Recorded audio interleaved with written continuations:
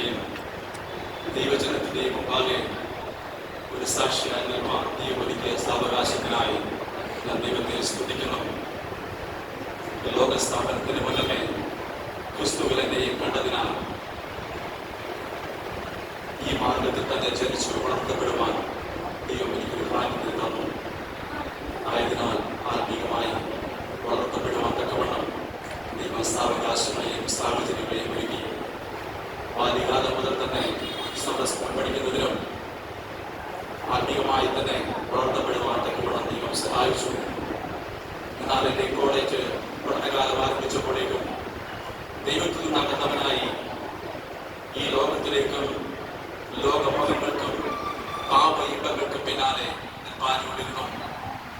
ആ സമയങ്ങളിൽ എൻ്റെ ദൈവത്തിന് 2ാം സ്ഥാനവും എൻ്റെ ലോകത്തിന് 1ാം സ്ഥാനവും ഞാൻ നൽകി.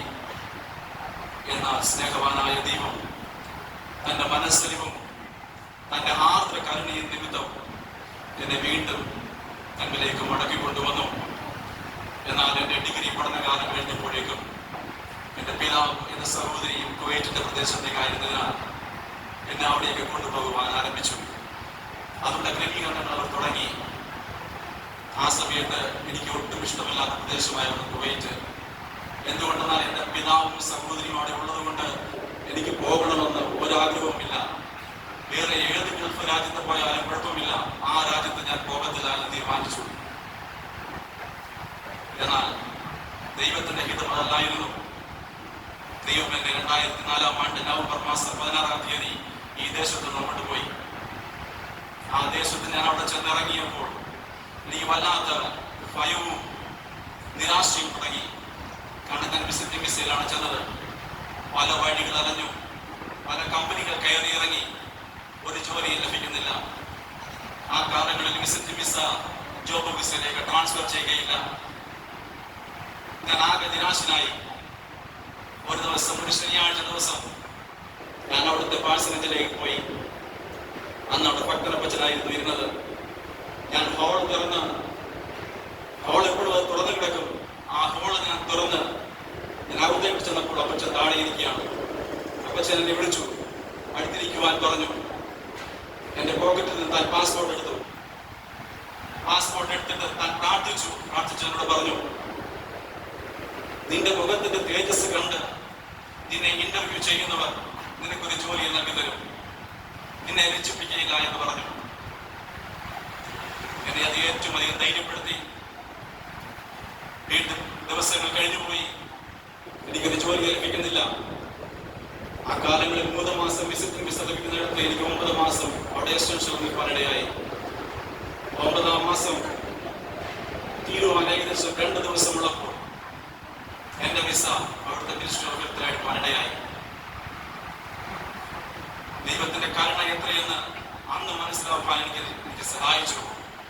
ഞാൻ തന്നെ പ്രശംസിക്കാതിരിക്കേണ്ടതിന് ദൈവം എന്നെ പല വഴികളിലൂടെ നടത്തി. എന്റെ കഴിവ് കൊണ്ട് എനിക്ക് ജോലി ലഭിക്കരുതെന്ന് ദൈവം വിചാരിച്ചു കാണാൻ ഞാൻ ചിന്തിക്കുന്നു. അതിനുശേഷം ആ പ്രദേശത്ത് 2008-ാം ആണ്ട് മുതൽ കുടുംബമായി താമസിപ്പാൻ ദൈവം സാഹചര്യങ്ങൾ ഒരുക്കി തന്നു. പലവിധ പ്രയാസങ്ങളുടെയും പലവിധ കഷ്ടങ്ങളുടെയും രോഗങ്ങളുടെയും ദുഃഖങ്ങളുടെയും എല്ലാം ഞാൻ കടന്നുപോയെങ്കിലും ദൈവത്തിന്റെ കൃപയും കരുണയും എന്നെ ആശ്വസിപ്പിച്ചുകൊണ്ടേയിരുന്നു. എന്നാൽ ഈ വർഷത്തിന്റെ ആരംഭം മുതൽ പലവിധ പ്രയാസങ്ങളിലൂടെ കടന്നുപോയെങ്കിലും ഏപ്രിൽ മാസം 2-ാം തീയതി, ഏപ്രിൽ മാസം 3-ാം തീയതി ഞങ്ങളുടെ ജീവിതത്തിന്റെയും കുവൈറ്റ് സഭയുടെയും ഒരു കഷ്ടദിനത്തിന്റെ ദിനമായിരുന്നു. എല്ലാ പെന്തക്കോസ്ത് സമൂഹങ്ങളും ആ ദിവസങ്ങളിൽ ആരാധന കൂടിക്കൊണ്ടിരുന്ന സമയമാകുന്നു. റെസ്ട്രിക്ഷൻസ് ഉണ്ടെങ്കിലും എല്ലാ പെന്തക്കോസ്ത് സമൂഹങ്ങളും ആ സമയങ്ങളിൽ ആരാധനയുണ്ട്.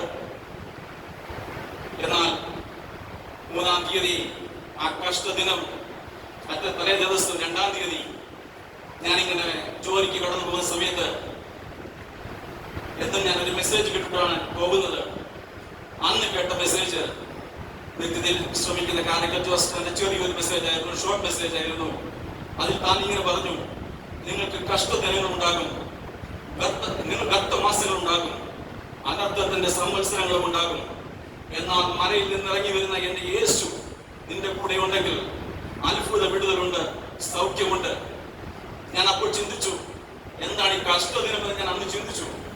പക്ഷേ തൊട്ടടുത്ത ദിവസം എന്റെ ജീവിതത്തിലും ആ കഷ്ടദിനം കടന്നു വന്നു. ഞങ്ങൾ ഏകദേശം ഒരാഴ്ചത്തെ ഉപവാസ പ്രാർത്ഥനയ്ക്ക് ശേഷം വെള്ളിയാഴ്ച അവിടെ ആരാധനയ്ക്ക് ശേഷം തിരുവനന്തപുരം ശുശ്രൂഷയും ഒരു ലവ് ഫീസ്റ്റ് ക്രമീകരിച്ചിരുന്നു. ലവ് ഫീസ്റ്റിന് ശേഷം എല്ലാവർക്കും സെർവ് ചെയ്ത് കൊടുത്ത ശേഷം ഞങ്ങൾ അവിടെ ആരാധന ആകുമ്പോൾ ഞങ്ങൾ ഏകദേശം 11 പേർ, ജെയിംസ് അച്ഛൻ ഉൾപ്പെടെ അവിടുത്തെ ശുശ്രൂഷൻ ജെയിംസ് അച്ഛൻ ഉൾപ്പെടെ 12 പേർ ഞങ്ങൾ ആരാധന ആകുമ്പോൾ ഉണ്ടായിരുന്നു. ഞങ്ങൾ 11 പേരും ആ ഹോൾ ക്ലീൻ ചെയ്യുന്ന പ്രവൃത്തിയിലായിരുന്നു. എന്നാൽ ജെയിംസ് അച്ഛൻ കമ്പയിൻ വർഷിപ്പ് ആയതിനാൽ നല്ല തിരക്കിലായിരുന്നു. എല്ലാ വിശ്വാസികളെയും കാണുന്ന തിരക്കിലായിരുന്നു. താൻ അവസാനത്തെ വിശ്വാസിയെ കണ്ട് പ്രാർത്ഥിച്ച് മുകളിലേക്ക് കയറുകയും ആ രണ്ട് പോലീസുകാർ താഴേക്ക് ഇറങ്ങി വരുന്നു. അപ്രതീക്ഷിതമായിരുന്നുവെങ്കിലും ഞങ്ങളുടെ സിവിൽ ഐഡികളെല്ലാം വാങ്ങിച്ചു. ആ സമയത്ത് എനിക്ക് ഭയമോ നിരാശയോ ഒന്നും ഉണ്ടായില്ല. എന്താണെന്ന് എനിക്കറിയില്ല. ദൈവം സമാധാനം തന്നെയായിരിക്കാം.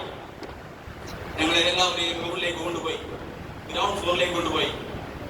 അവിടെ നിന്നപ്പോൾ ഞങ്ങളിലുള്ള ഒരു ബ്രദറിന് ശാരീരികമായ ഒരു അസ്വസ്ഥത ഉണ്ടായി. താൻ പതിയെ താഴേക്ക് വീഴുവാൻ തുടങ്ങി. അപ്പോൾ എന്നോട് പോലീസുകാർ പറഞ്ഞു, നീ താഴെ പോയി വെള്ളം എടുത്തുകൊണ്ട് കൊടുക്കാൻ പറഞ്ഞു. ഞാൻ വെള്ളം എടുത്തു കൊടുക്കുന്ന സമയത്ത് ഞാൻ എന്റെ വൈഫിനെ വിളിച്ചു പറഞ്ഞു, ഞങ്ങളെ പോലീസ് പിടിച്ചിരിക്കുന്നു, നീ വിശ്വാസികളോട് ഇൻഫോം ചെയ്താൽ മാത്രം മതി, ഞാൻ ഫോൺ കട്ട് ചെയ്യുകയാണെന്ന് പറഞ്ഞു. ഞാൻ മുകളിൽ ചെന്നു. ഞങ്ങളുടെ ഫോണുകളും ഞങ്ങളുടെ വാച്ച്, പേഴ്സ് എല്ലാം അവർ വാങ്ങിച്ചു. അതിനുശേഷം നേരെ ഞങ്ങൾ അടുത്തുള്ള ലോക്കൽ പോലീസ് സ്റ്റേഷനിലേക്ക് ഞങ്ങൾ കൊണ്ടുപോയി. ഏകദേശം 2:30 മണിയായിരുന്നു ഉച്ചയ്ക്ക്. ഞങ്ങളെല്ലാം ആഹാരം കഴിച്ചിരുന്നു. 2 മണിക്ക് ആ ലോക്കൽ പോലീസ് സ്റ്റേഷനിലെ ചെറിയ റൂമിൽ ഞങ്ങളെ അടച്ചു. 12 പേരെ വിട്ടടച്ചു. ഞങ്ങൾ അവിടെ ഒന്ന് പ്രാർത്ഥിക്കുവാൻ തുടങ്ങി, സ്തോത്രം ചെയ്യുവാൻ തുടങ്ങി. ഉച്ചത്തിൽ സ്തോത്രം ചെയ്യാൻ പറ്റത്തില്ലെങ്കിലും മനസ്സ് സ്തോത്രം ചെയ്യുവാൻ തുടങ്ങി. നോക്കിയപ്പോൾ അവിടെ ഇരിക്കുവാൻ പറ്റുകയില്ല, മുഴുവനും വെള്ളം. കുറച്ചു നേരം കഴിഞ്ഞപ്പോൾ ഞങ്ങളോട് നിൽക്കുകയായിരുന്നു. കുറച്ചു നേരം കഴിഞ്ഞപ്പോൾ വീണ്ടും പോലീസ് വന്ന് പറഞ്ഞു, അവിടെ ഇരിക്കുവാൻ പറഞ്ഞു. ഞങ്ങൾ നാലുപാട് നോക്കി, ഞങ്ങൾ മുഖാമുഖം നോക്കി, എങ്ങനെ അവിടെ ഇരിക്കും. ഞങ്ങൾ ഞങ്ങളുടെ ഷൂസ് അഴിച്ചു വെച്ച് അതിനു മേളിൽ ഞങ്ങൾ ഇരുന്നു. അതിനുശേഷം 8:30 വരെ ഞങ്ങളെ ലോക്കൽ പോലീസ് സ്റ്റേഷനിൽ നിർത്തിയിരുന്നു. അതിനുശേഷം 8:30 ആയപ്പോഴേക്കും ഞങ്ങളെ എല്ലാവരെയും പോലീസ് ക്രിമിനൽ ഇൻവെസ്റ്റിഗേഷൻ ബ്യൂറോയിലേക്ക് ട്രാൻസ്ഫർ ചെയ്തു.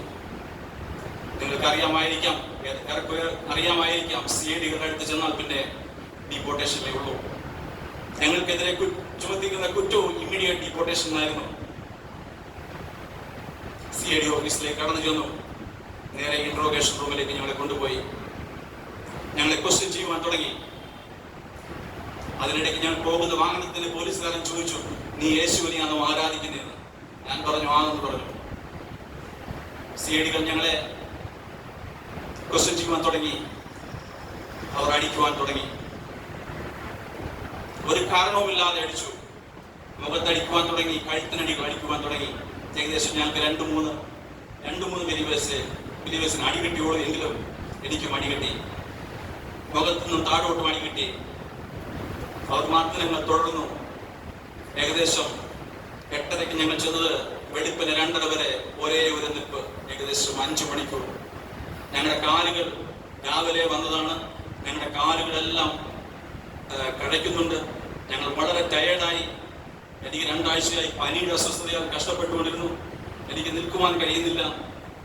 ഏകദേശം 2:30 ആയപ്പോഴേക്കും ഒരു CID വന്നു. ഞങ്ങളുടെ പോക്കറ്റുകളെല്ലാം തപ്പി എന്തെങ്കിലും ഇനി ബാക്കിയുണ്ടോ എന്നറിയാൻ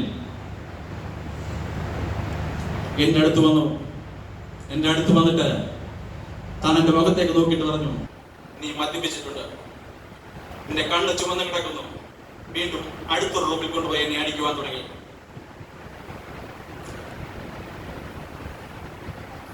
ഞാൻ അന്നേരം ഓർത്തു, അതൊരു ദുഃഖ വെള്ളിയാഴ്ചയായിരുന്നു. ഞാൻ യേശുവിന്റെ ക്രൂശീകരണത്തെ അവിടെ നിന്ന് ധ്യാനിക്കുവാൻ തുടങ്ങി. എന്റെ യേശു എത്രമാത്രം കഷ്ടം സഹിച്ചിട്ടുണ്ട് എന്ന്, മുഖത്തടിയേറ്റപ്പോൾ എത്രമാത്രം വേദനയേറ്റു എന്ന് അന്ന് എനിക്ക് മനസ്സിലായി. ദൈവത്തെ സ്നേഹിക്കുന്നവർക്ക്, നിർണയപ്രകാരം വിളിക്കപ്പെട്ടവർക്ക് സകലവും നന്മയ്ക്കായി കൂടി വ്യാപരിക്കുന്നു. ക്രിസ്തുവിനോടുകൂടി കഷ്ടം സഹിക്കുന്നതിൽ പങ്കാളികളായി തീർന്ന് സന്തോഷിക്കുവിൻ. ദൈവവചനത്തിൽ എഴുതിയിരിക്കുന്നത് ഞാൻ ധ്യാനിക്കുവാൻ തുടങ്ങി. ക്രിസ്തുവിന് വേണ്ടി കഷ്ടം സഹിക്കുന്നതിൽ നീ ലജ്ജിക്കേണ്ട എന്ന് ദൈവം എന്നോട് ആ സമയത്ത് സംസാരിച്ചു. ഒരു വേള ജെയിംസ് അച്ഛൻ എന്നോട് ചോദിച്ചു, ഒത്തിരി അടി കിട്ടിയല്ലേ എന്ന്. ഞാൻ പറഞ്ഞു, സാരമില്ല, ഇതെല്ലാം ദൈവത്തിന് വേണ്ടി മാത്രം, ക്രിസ്തുവിന് വേണ്ടി മാത്രം.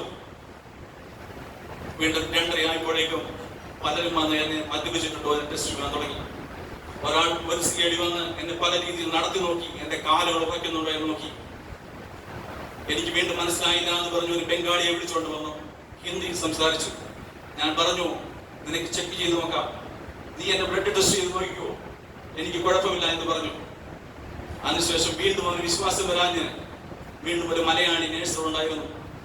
മലയാളി നേഴ്സിനടുത്തേക്ക് എന്നെ കൊണ്ടുപോയിട്ട് അവരുടെ മലയാളത്തിൽ ചോദിക്കാൻ പറഞ്ഞു. ഞാൻ പറഞ്ഞു, സഹോദര, ഞാൻ മദ്യപിച്ചിട്ടില്ല, എന്റെ കണ്ണ് ഇങ്ങനെയാകുന്നു. അപ്പോൾ അവന് വിശ്വാസമായി. നേരെ ഞങ്ങളെ അവിടുത്തെ സെല്ലിലേക്ക് മാറ്റി. ഏകദേശം 5 മണിക്കൂറത്തെ ടയേർഡിന് ശേഷം ഞങ്ങളെ സെല്ലിലേക്ക് കൊണ്ടുപോയി. ഞങ്ങൾ 12 പേരെയും ഏകദേശം 6 സെല്ലുകളിലായിട്ട് അടച്ചു. ഞാൻ കിടന്ന സെല്ലിൽ എൻ്റെ കൂടെ വേറൊരു ബ്രദറും ഉണ്ടായിരുന്നു. ഞങ്ങൾ ആ സെല്ലിൽ ഏകദേശം 12 തടവുകാരും ഉണ്ടായിരുന്നു. ഞങ്ങൾ രാത്രി 2:30 ആയതിനാൽ ആ ഒരു തടവുകാരും അറിഞ്ഞില്ല ഞങ്ങൾ ചെന്ന കാര്യം. രാവിലെ ആയപ്പോഴേക്കും തടവുകാരെല്ലാം എഴുന്നേറ്റ് വന്നു. നിങ്ങളെ എന്തിനാണ് കൊണ്ടുവന്നതെന്ന് ചോദിച്ചു. ഞങ്ങൾ പറഞ്ഞു, ദൈവത്തെ ആരാധിച്ചതിന് ഞങ്ങളെ കൊണ്ടുവന്നതിനാണെന്ന് പറഞ്ഞു. അപ്പോൾ ഉടനെ ഞങ്ങളെ അധൈര്യപ്പെടുത്തി ഞങ്ങളെ നിരാശപ്പെടുത്തി, നിങ്ങൾക്ക് ഡിപ്പോർട്ടേഷനേ ഉള്ളൂ, ഇവിടെ നിന്ന് ആരും പുറത്തു പോയിട്ടില്ല. എന്നാൽ എന്റെ ദൈവം അതിശയങ്ങളുടെ ദൈവമാണെന്നും പത്രോസിനെ കാരാഗൃഹത്തിൽ നിന്ന് വിടിവിച്ചവനായ ദൈവം എന്റെ ദൈവമെന്ന് ഞാൻ അന്ന് വിശ്വസിച്ചു. രാവിലെ ബ്രേക്ക്ഫാസ്റ്റ് വന്നു, ഉച്ചയ്ക്ക് ലഞ്ച് വന്നു. ഞാൻ വിചാരിച്ചു, ആരെങ്കിലും വന്ന് ഞങ്ങളെ ഇറക്കിക്കൊണ്ടു പോകും, റെക്കമെൻഡേഷൻസ് ഉണ്ട്, വാസ്തകളുണ്ട് എന്ന് ആരെങ്കിലും വരുമെന്ന് ഞാൻ ചിന്തിച്ചു. ഏകദേശം 1:30 ആയപ്പോഴേക്കും എൻ്റെ ധൈര്യമെല്ലാം ചോർന്നു തുടങ്ങി. ഞാനൊരു ബ്ലാങ്കറ്റ് എടുത്ത് വെച്ച്, ഞാൻ കിടക്കുവാൻ തന്ന ബ്ലാങ്കറ്റ് എടുത്ത് തലയിൽ കൊണ്ടിട്ടു. സഹതടവുകാർ കാണാതിരിക്കേണ്ടതിന് ആ ബ്ലാങ്കറ്റ് തലയിൽ കൊണ്ടിട്ട് ഞാൻ പ്രാർത്ഥിക്കുവാൻ തുടങ്ങി, സ്തോത്രം ചെയ്തുകൊണ്ടിരുന്നു. അപ്പോൾ ഒരു തടവുകാരൻ എന്നോട് ചോദിച്ചു, നീ എന്തിനാണ് കരയുന്നത്? ഞാൻ പറഞ്ഞു, കരയുകയല്ല. എന്നാൽ 3:30 ആയപ്പോഴേക്കും വീണ്ടും 2 സിഐഡികൾ വീണ്ടും കടന്നു വന്ന് ഞങ്ങളെ പേര് വിളിച്ചു, ഇറങ്ങി വരുവാൻ പറഞ്ഞു. ഞങ്ങൾ വിളിച്ചു, വീണ്ടും ഞങ്ങളെ ഇറക്കി വിടാനാണ് ആരോ വന്ന് ഞങ്ങളെ റെക്കമെൻഡ് ചെയ്തിട്ടുണ്ട്. ഞങ്ങൾ സന്തോഷത്തോടെ ഞങ്ങൾ 12 പേരും ഇറങ്ങി. വീണ്ടും ഞങ്ങളെ കൊണ്ടുപോയത് ആ ഇൻട്രോഗേഷൻ റൂമിലേക്കാണ്. വീണ്ടും ഞങ്ങളെ ക്വസ്റ്റ്യൻ ചെയ്യുവാൻ തുടങ്ങി, അകാരണമായി മർദ്ദിക്കുവാൻ തുടങ്ങി. ഏകദേശം ഞങ്ങൾ 2-3 പേരെ മാത്രമേ ടാർഗറ്റ് ചെയ്ത് മർദ്ദിക്കുവാൻ തുടങ്ങി. ഉച്ചയ്ക്ക് 3:30 മുതൽ രാത്രി 9 മണി വരെ ഒരൊറ്റ നിൽപ്പ്. ഇരിക്കുവാനൊക്കത്തില്ല. തല മുകളിലോട്ട് നിവർത്തി നിർത്തി, നിവർന്ന് തന്നെ നിൽക്കണം. സ്റ്റഡി ആയിട്ട് തല മുകളിലോട്ട് നിവർത്തി നിൽക്കണം. ഏകദേശം 2 മണിക്കൂർ കഴിഞ്ഞപ്പോഴേക്കും എന്റെ കഴുത്തിന്റെ മേൽഭാഗം മുതൽ വേദന തുടങ്ങി. അവർ കഴുത്ത് ആര് താക്കുന്നുവോ അവരടിക്കും. വേദന കഠിനമായി. ഏകദേശം 8:30 ആയപ്പോഴേക്കും ജെയിംസ് അച്ഛനെ വേറെ റൂമിലേക്ക് കൊണ്ടുപോയി. ഞങ്ങൾ വിചാരിച്ചു, കഴിഞ്ഞു, ഇനി വീണ്ടും ഞങ്ങളെ സെല്ലിലേക്കായിരിക്കുമെന്ന് ചിന്തിച്ചു. എന്നാൽ അതിനു പിറകെ 2 സിഐഡികൾ ഞങ്ങളുടെ പേഴ്സും ഞങ്ങളുടെ വാച്ചും ഞങ്ങളുടെ തിങ്സ് എല്ലാം കൊണ്ട് തിരികെ തന്നു. തിരികെ തന്നിട്ട് 2 സിഐഡികൾ ഫ്രണ്ട് ബാക്കിൽ നിന്ന് ഞങ്ങളെ ക്യൂവായിട്ട് നിർത്തി വെളിക്ക് കൊണ്ട് ഇറക്കി വിട്ടു. ഞാൻ ചിന്തിച്ചു, പത്രോസിനെ ദൈവത്തിന്റെ ദൂതൻ കാരാഗൃഹത്തിൽ നിന്ന് എങ്ങനെ ഇറക്കിയോ അതുപോലെ ഞങ്ങളെ ഇറക്കി പുറത്തു വിട്ടു. പക്ഷെ ഞങ്ങളുടെ ജീവിതത്തിൽ വേറൊരു നിരാശ, ജെയിംസ് അച്ഛനെ ഇറക്കിയില്ല എന്ന നിരാശ ഉണ്ടായിരുന്നു. ഞങ്ങൾ പ്രാർത്ഥിച്ചുകൊണ്ടേയിരുന്നു. ദൈവം അത്ഭുതങ്ങളെ ദൈവം ചെയ്തതിനാൽ ദൈവത്തെ സ്തുതിക്കുന്നു. ദൈവത്തിന് വേണ്ടി അധ്വാനിച്ചിട്ടുണ്ടെങ്കിൽ, ദൈവത്തിന് വേണ്ടി പ്രവർത്തിച്ചിട്ടുണ്ടെങ്കിൽ, ദൈവത്തിന് വേണ്ടി കഷ്ടം സഹിച്ചിട്ടുണ്ടെങ്കിൽ, ദൈവം അത് മറന്നു കളയുവാൻ അനീതിയുള്ള ദൈവമല്ല എന്ന് ദൈവം അന്ന് രാത്രി എന്നെ പഠിപ്പിച്ചു. ഏപ്രിൽ മാസം 5-ാം തീയതി, ഏപ്രിൽ മാസം 3-ാം തീയതി ഞങ്ങളെ പിടിച്ചുകൊണ്ടുപോയി. 4-ാം തീയതി രാത്രി 10 മണിക്ക് റിലീസ് ചെയ്തു. 5-ാം തീയതി വെളുപ്പിനെ ദൈവത്തിന്റെ അത്ഭുതങ്ങൾ ഞാൻ കണ്ടു തുടങ്ങി. ദൈവത്തെ മാനിക്കുന്നവരെ ദൈവം മാനിക്കുമെന്നുള്ള ദൈവത്തിന്റെ വാഗ്ദത്ത വചനം ദൈവം എൻ്റെ മേൽ പ്രവർത്തിച്ചു തുടങ്ങി. ഏകദേശം 7 വർഷത്തോളം എന്നെ ഔദ്യോഗികമായ ഒരു കാര്യത്തിന് വേണ്ടി ഞാൻ പ്രാർത്ഥിച്ചുകൊണ്ടിരുന്നു, പല വിധത്തിൽ പ്രവർത്തിച്ചുകൊണ്ടിരുന്നു. എന്നാൽ എല്ലായിടവും തടസ്സം. അവസാനം ചെല്ലുമ്പോൾ അത് സൈൻ ചെയ്യുകയില്ല. എന്നാൽ ഏപ്രിൽ മാസം 5-ാം തീയതി രാവിലെ ദൈവത്തിന്റെ അത്ഭുത പ്രവൃത്തി ഞാൻ കണ്ടു. അന്ന് ഞാൻ സിക്ക് ലീവ് എടുത്ത് വീട്ടിലിരിക്കുകയാണ്. ഈ അടികൊണ്ടതിന്റെ പ്രശ്നം കാരണം, ശാരീരികമായ ചില ബുദ്ധിമുട്ടുകൾ കാരണം ഞാൻ സിക്ക് ലീവ് എടുത്തു. ഞാൻ ഉറക്കത്തിൽ നിന്ന് തന്നെ ആ ഫോൺ കോൾ വന്നു. എൻ്റെ ഓഫീസിൽ നിന്ന് നിന്റെ സിവിൽ ഐ ഡി നമ്പർ അയച്ചു തരാൻ പറഞ്ഞു. നിന്റെ പേരുണ്ടോ എന്ന് ഞാൻ നോക്കട്ടെ എന്ന് പറഞ്ഞു. അത്ഭുതം എന്ന് പറയട്ടെ, 7 വർഷം മുടങ്ങിക്കിടന്ന ആ നന്മ 5-ാം തീയതി രാവിലെ ദൈവം എനിക്ക് നൽകി തന്നു. ദൈവം എത്ര വിശ്വസ്തൻ, ദൈവം എത്ര കരുണയുള്ളവനെന്ന് അന്ന് എനിക്ക് മനസ്സിലായി. അതിനുശേഷം ഞങ്ങൾ ശുശ്രൂഷകളിലായിരുന്നു.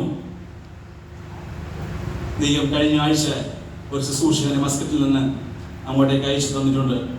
ദൈവം ആ ശുശ്രൂഷകന് പെർമനന്റ് ഒരു വിസ നൽകണം.